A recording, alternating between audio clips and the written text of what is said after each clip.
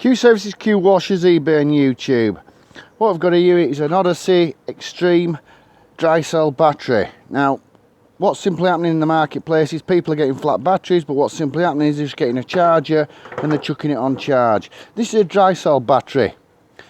So when you're using a dry cell battery, you can't just start getting any old charger and chucking it on charge. You need a charger that's an intelligent, smart charger. This is what we're looking at here. So it's no good just putting any old battery charger and chucking charge into it. You will damage that battery. These batteries only go wrong if you've chucked a battery charger onto them. This is an intelligent battery charger. Works 6 volts, 12 volts. You get them on the internet.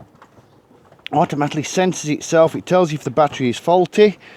You've got different settings on here. All you have to do is connect your terminals up, plug it in. Now this isn't a quick charge or anything like that, it's a slow charge system. So you need to leave it for a good 12 hours if you're using this. And like I say, this is for a dry cell battery. Thank you very much, Q Services, Qwashers, eBay and YouTube. People are using the dry cell batteries all the time now. And like I say, what simply happens is you end up damaging them by using the wrong battery charger. Thank you very much.